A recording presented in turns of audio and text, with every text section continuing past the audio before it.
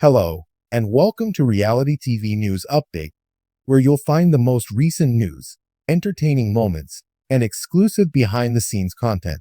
Former White House advisor Omarosa Manigault-Newman is unlikely to win the CBS reality show Celebrity Big Brother. She's currently on the verge of being the next one kicked off, having intimidated and alienated many of her housemates. However, it appears that she has obtained everything she could have desired from the experience. For one thing, every one of her competitors has spent the competition so far thinking and talking almost solely about her. Furthermore, from the opening credits to the ceaseless conversation, every aspect of the show refers to her only as Omarosa. No need for a last name. Omarosa stands out given that the very purpose of celebrity reality shows is to spotlight people whose high point of fame has passed. Part of that comes from her unique status as a figure in the news.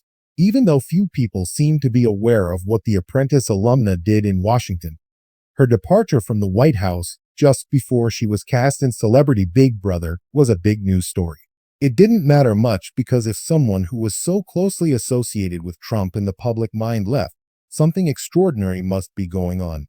Omarosa has capitalized on the obvious interest in her story, giving the audience just enough detail about her departure to ensure that she'll remain in the news.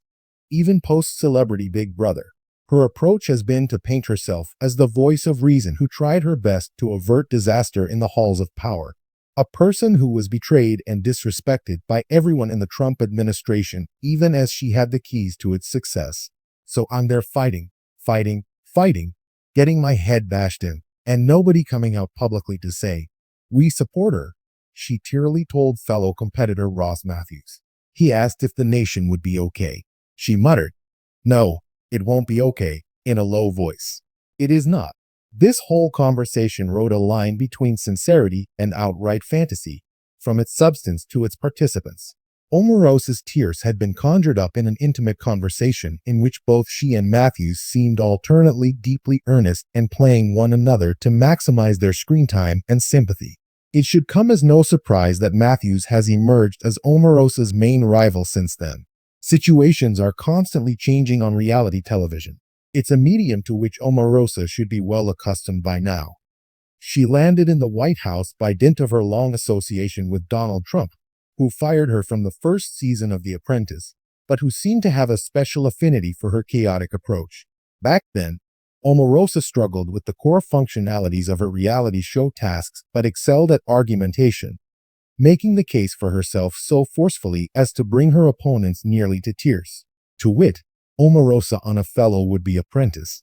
"I called her a baby. She always cries when I tell her to go to the corner, get her pacifier and blanket, and cry." Throughout his 2016 presidential campaign, which was reminiscent of Omarosa, it appeared that the candidate and the star he made had learned from one another.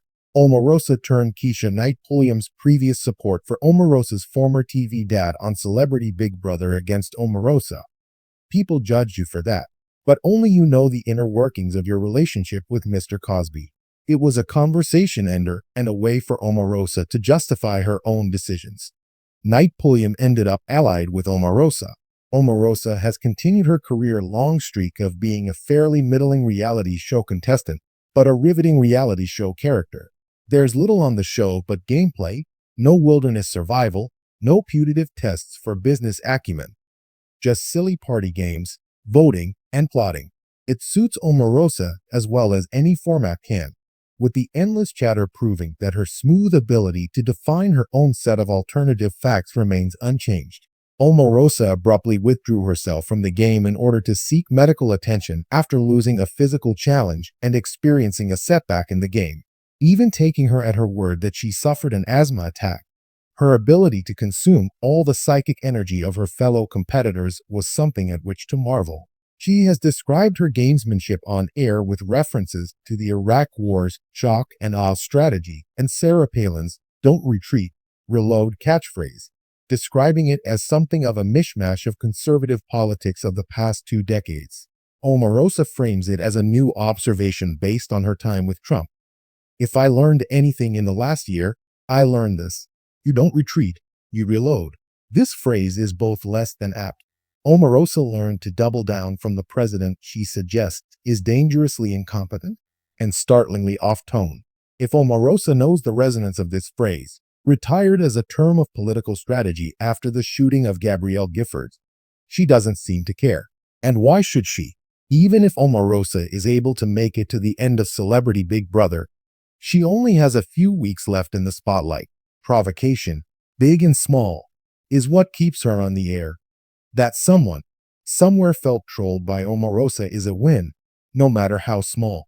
The show, which was created to compete with the Winter Olympics, will end in February 25, and then what will she do? Reality TV success is a matter of jumping from lily pad to lily pad, staying alive in the game week by week, then getting booked for another season of something or other.